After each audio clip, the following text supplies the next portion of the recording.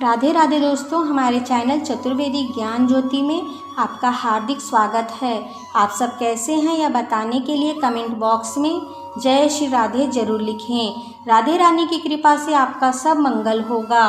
दोस्तों, आज हम आपको इस वीडियो में भारत के सबसे बड़े पर्व व्रत के बारे में बताएंगे। आज हम आपको हरतालिका तीज व्रत के महत्व, यह व्रत कब मनाया जाता है, इसे कौन कौन कर सकता है, हरतालिका तीज व्रत पूजा की विधि क्या है, इस व्रत में किन किन नियमों का पालन करना होता है, मुश्किल दिनों में इस व्रत को कैसे करें, यदि आप निर्जला व्रत नहीं कर सकती हैं तो आप ऑफिस जाती हैं तो आप इस व्रत को कैसे करें, इन सभी के बारे में हम आपको बताएंगे।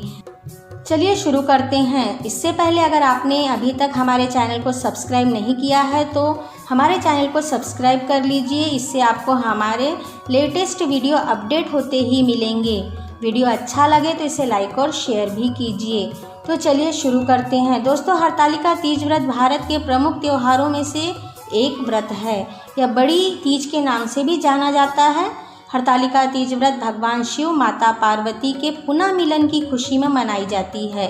इस व्रत को सुहागिन महिलाएं, कुंवारी कन्याएं करती हैं। इस व्रत को करने से अखंड सौभाग्य की प्राप्ति होती है। विवाह योग्य कुंवारी कन्याओं को मनचाहा जीवन साथी इस व्रत से प्राप्त होता है। हम आपको बता देते हैं कि इस व्रत का नाम हरतालिका क्यों पड़ा। इस व्रत का नाम हरतालिका इसलिए पड़ा क्योंकि पार्वती माता की सहेली ने उन्हें पिता के घर से हरण कर जंगल में ले गई थी। हरतालिका दो शब्दों से बना है, हरित और तालिका। हरित का अर्थ है हरण करना और तालिका अर्थात सखी, यह हरतालिका कहलाता है।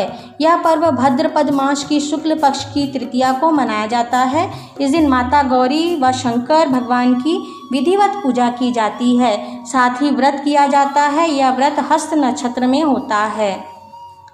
इस साल हरतालिका तीज व्रत कब है, पूजा मुहूर्त व पारण के समय का वीडियो हमने अपने चैनल पर अपलोड कर दिया है। पूजा मुहूर्त व पारण समय के लिए आप वीडियो को देख सकते हैं। वीडियो का लिंक डिस्क्रिप्शन बॉक्स में दिया है। दोस्तों, इस व्रत को दूसरी और बूढ़ी तीज कहा जाता है। इस दिन सास अपनी बहू को सुहागिन का सिंगारा देती हैं। इस व्रत के करने से कुंवारी कन्याएं तथा विवाह योग्य लड़कियों को मनचाहा वर प्राप्त होता है। विवाहित महिलाओं को सदा सुहागिन और सौभाग्य का आशीर्वाद प्राप्त होता है। दोस्तों, इस व्रत में ध्यान रखने वाली प्रमुख नियमों को हम आपको बता देते हैं। इस व्रत में किन किन नियमों का पालन करना होता है, आप यह भी जान लीजिए। हरतालिका तीज व्रत बहुत ही कठिन व्रत माना जाता है। यह व्रत निर्जला व निराहार किया जाता है, अर्थात पूरे दिन एवं रात अगले दिन के सूर्योदय तक जल ग्रहण नहीं करना होता है। हरतालिका तीज व्रत एक दिन का व्रत होता है, लेकिन इनमें नियमों का पालन 3 दिनों तक किया जाता है। व्रत के एक दिन पहले सर धोकर स्नान किया जाता है और शुद्ध शाकाहारी भोजन किया जाता है। ब्रह्मचार्य का पालन किया जाता है। दूसरे दिन हरतालिका तीज व्रत किया जाता है, जो कि निराहार व निराजल किया जाता है। तीसरे दिन सूर्योदय के बाद पारण के मुहूर्त में दोबारा से भगवान शिव, माता पार्वती व गणेश जी की विधिवत पूजा की जाती है, आरती की जाती है, उन्हें प्रसाद अर्पित किया जाता है। इसके बाद ही व्रत का पारण किया जाता है। हरतालिका तीज व्रत का नियम है कि यदि इसे आपने एक बार शुरू कर दिया तो प्रतिवर्ष पूरे विधि विधान के साथ ही करना होता है। अगर आपने व्रत को छोड़ दिया तो व्रत को दोबारा नहीं कर सकते, फिर यह व्रत हमेशा के लिए छूट जाता है।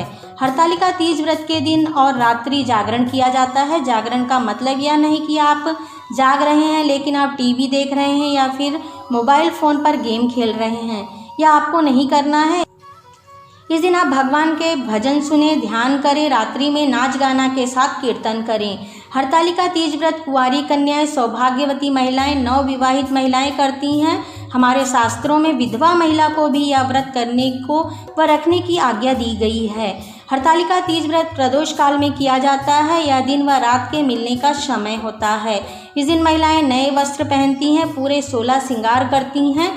जिस दिन हरतालिका तीज व्रत करना होता है उस दिन आप जल्दी उठें, स्नान आदि से निर्वृत्त होकर स्वच्छ वस्त्र, सुंदर वस्त्र धारण करें, साथ ही 16 श्रृंगार करें। इसके बाद रोज की तरह पूजा करें, भगवान शिव और माता पार्वती से प्रार्थना करें। हाथ जोड़कर हाथ में अक्षत, पुष्प और दक्षिणा गंगा जल लेकर हरतालिका तीज व्रत का संकल्प लें। और भगवान से प्रार्थना करें कि वे आपको इतनी शक्ति दें कि आपका व्रत सफल हो। ऐसी भगवान से कृपा मांगें। दोस्तों, आपको इस व्रत में किन किन सामग्री की आवश्यकता होगी हम आपको बता देते हैं। गीली काली मिट्टी या बालू रेत शिव व माता पार्वती की प्रतिमा बनाने के लिए। यदि यह आपको ना मिले तो आप भगवान शिव, माता पार्वती व गणेश जी की फ़ोटो भी रख सकते हैं। साथ ही आप गणेश जी की फ़ोटो या मूर्ति भी ले सकते हैं। यदि शिव परिवार की फ़ोटो मिल जाए तो वह बहुत ही अच्छा होता है। जहां आप माता पार्वती शिव जी की मूर्ति स्थापित करेंगे वहां सजाने के लिए केले के पत्ते भी आप लें। एक चौकी जिस पर आप भगवान को स्थापित करेंगे, चौकी पर बिछाने के लिए लाल रंग का कपड़ा, चौकी को सजाने के लिए फूल, 5 तरह के फल, भगवान को प्रसाद अर्पित करने के लिए और आपके पारिवारिक परंपरा के अनुसार जो भी प्रसाद आपने घर में तैयार किया है, जैसे कहीं पूड़ियाँ बनती हैं, कहीं गुजिया और गुलगुले, मालपुआ आदि बनाया जाता है। जो भी आपने घर में बनाया है प्रसाद वह भी आप ले लें। इसके बाद भगवान शिव को अर्पित करने के लिए बेलपत्र, भंग, धतूरा, आक, जनेऊ, नाड़ा, वस्त्र ले लें। माता पार्वती के लिए सुहाग सामग्री, वस्त्र, सुहाग का पिटारा जिसमें कुमकुम, सिंदूर, बिछिया, काजल, कंघी, पायल, मेहंदी, बिंदी रख लें। यह सुहाग पिटारा बना बनाया भी बाज़ार में मिल जाता है। आप चाहे तो इसे अलग से भी खरीद कर चढ़ा सकते हैं। इसके साथ ही आप अगरबत्ती, धूप बत्ती, दीपक, कपूर, सिंदूर, अबीर, चंदन और एक कलश के लिए लोटा लें। पीतल या तांबे का लोटा लें और एक नारियल लें। इसके बाद पंचामृत तैयार करने के लिए पंचामृत के लिए घी, दही, शक्कर, शहद, दूध मिलाकर पंचामृत तैयार कर लें। इस प्रकार से पूजा की सभी सामग्री एकत्रित कर लें। इसके बाद पूजा कब करनी है इसका भी नियम है। हरतालिका तीज व्रत प्रदोष काल में किया जाता है। प्रदोष काल का समय होता है दिन व रात्रि के मिलने का समय। शाम का समय, उस समय जो मुहूर्त शुभ बताया गया है उसी समय पे आप पूजा संपन्न करें। इसके बाद आप पूजा इस विधि से करें। पूजा के लिए एक साफ स्थान पर चौकी को स्थापित कर दें। उसके ऊपर लाल रंग का कपड़ा बिछा दें। उस चौकी को बहुत अच्छे से मंडप की तरह सजा दें। उसके चारों तरफ केले के पत्ते बांध दें। उसके बाद चौकी पर एक केले के पत्ते पर तीनों प्रतिमा या फोटो को स्थापित कर दें। माता पार्वती, भगवान शिव, गणेश जी की प्रतिमा या फोटो स्थापित कर दें। सबसे पहले आप कलश बना लें। तांबे या पीतल के लोटे को कलश बनाएं। कलश के मुख पर मौली लपेट लें। उस पर आप स्वास्तिक बना लें। अब लोटे में जल भर दें। उसमें थोड़ा सा गंगा जल भी मिला दें। कलश में आम के पत्ते रखकर कलश पर नारियल रखें या फिर आप उस पर दीपक भी रख सकते हैं। कलश को आप चौकी पर रखें। कलश को रखने से पहले उसके नीचे चावल के दाने डाल दें। उसके ऊपर कलश स्थापित करें। सबसे पहले आप कलश की पूजा करें। कलश को धूप दीप दिखाएं, चंदन पुष्प चढ़ाएं।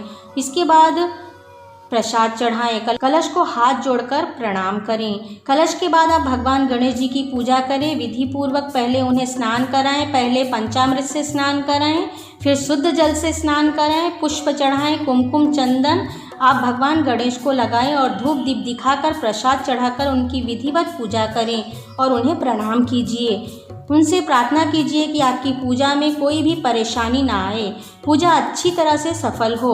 ऐसी भगवान गणेश जी से कृपा मांगें। इसके बाद आप भगवान शिव, माता पार्वती की भी पूजा इसी तरह करें। उन्हें शुद्ध जल से स्नान कराएं, पंचामृत से स्नान कराएं, फिर शुद्ध जल से स्नान कराएं। इसके बाद उन्हें पुष्प चढ़ाएं, कुमकुम चंदन अर्पित करें, अक्षत चढ़ाएं। इसके बाद उन्हें पुष्प चढ़ाएं, कुमकुम चंदन अर्पित करें, अक्षत चढ़ाएं, पुष्प माला, फूल माला अर्पित करें और विधि पूर्वक पूजा कर प्रसाद भी अर्पित करना चाहिए। भगवान शिव को अर्पित करने के लिए जो भी भांग, धतूरे का फल लिया है वह उन्हें अर्पित करें। माता पार्वती को सुहाग की सामग्री अर्पित करें। सुहाग पिटारा अर्पित करें, वस्त्र अर्पित करें। प्रसाद में जो भी आपने लिया है वह भी आप भगवान शिव व माता पार्वती को अर्पित कर दें। धूप दीप दिखाकर आप विधि पूर्वक पूजा कीजिए। पूजा के बाद आप हरतालिका तीज व्रत कथा पढ़ें। इसके बाद सब मिलकर भगवान गणेश, माता पार्वती और भगवान शिव की आरती करें। पूजा के बाद भगवान की परिक्रमा भी की जाती है। रात भर जागरण कर माता पार्वती और शिव जी का भजन कीर्तन करना चाहिए। दूसरे दिन सुबह स्नान के बाद फिर माता पार्वती और भगवान शिव जी की पूजा की जाती है। सुबह की पूजा के बाद माता गौरी को सिंदूर चढ़ाया जाता है। उस सिंदूर से सुहागिन महिलाएं सुहाग लेती हैं। उसके बाद पारण में जो भी प्रसाद आपने चढ़ाया है, ककड़ी या हलवा, जौ का सत्तू या चने का भोग लगाया है, उसे ही प्रसाद रूप में ग्रहण करके आपको व्रत का पारण करना है, व्रत को छोड़ना है। इसके बाद जो भी सिंदूर आपने माता को चढ़ाया है उससे प्रसाद के रूप में अपनी मांग में लगाएं और 5 सुहागिन को प्रसाद रूप में दें। इसके बाद आपने जो भी सिंदूर बचता है उसे अपनी सिंदूर दानी में डाल दें। सुहाग सामग्री ब्राह्मणी को दान कर दें। आप चाहे तो कुछ सुहाग सामान खुद भी रख सकती हैं। इस प्रकार से आप पूजा संपूर्ण करें। इसके बाद घर में सभी बड़ों के पैर छूकर आशीर्वाद लें। इसके बाद पूजा में रखी फूल, पत्ते आदि को आप नदी में प्रवाहित कर दें। यदि नदी ना हो तो एक गड्ढा खोदकर उसमें भी आप इन सामान को गाड़ सकते हैं और मिट्टी से डालकर उसे दबा दें। अब यह सवाल आता है कि पीरियड्स में पूजा कैसे किया जाए। पीरियड्स में आप उपवास रख सकते हैं, तैयार हो सकते हैं, 16 श्रृंगार भी कर सकते हैं, मेहंदी अलता भी लगा सकते हैं, मानसिक पूजा आप कर सकते हैं, परंतु आप भगवान को छूकर उनकी पूजा नहीं कर सकती। पूजा की कोई भी सामग्री आप ना छुएं। आप पूजा और भी किसी से करवा सकती हैं। घर में कोई भी है उससे आप अपनी पूजा करवा सकती हैं, या आप पंडित को बुलाकर भी यह पूजा करवा सकती हैं। यदि आप घर में पूजा नहीं करवा सकती, घर में कोई नहीं है, तो आप मंदिर में पूजा सामग्री भेजकर पूजा करवा सकती हैं। इस प्रकार से पीरियड के समय भी आप हरतालिका तीज व्रत रख सकती हैं। यदि आप प्रेग्नेंट हैं और आप ऑफिस जाती हैं, यदि आप निर्जला निराहार व्रत नहीं कर सकती हैं, तो आप इस व्रत को जल व फल खाकर भी रख सकती हैं। आप अपने पति के हाथों से जल व फल आदि ग्रहण करें। हमारे हिंदू धर्म में पति को परमेश्वर माना जाता है। उनकी आज्ञा से आप यह व्रत निराजल ना रखकर फलाहार व जूस पीकर भी रख सकती हैं। समय के साथ नियमों में भी बदलाव होता जाता है, यह हमारे शास्त्रों में बताया गया है। तो दोस्तों, आप इस प्रकार से हरतालिका तीज व्रत कीजिए। यदि आपके कोई सवाल हैं तो कमेंट में लिखकर आप हमसे पूछ सकते हैं। वीडियो कैसा लगा हमें कमेंट में लिखकर बताइए। वीडियो अच्छा लगा हो तो इसे लाइक और शेयर कीजिए। वीडियो देखने के लिए आप सभी का धन्यवाद।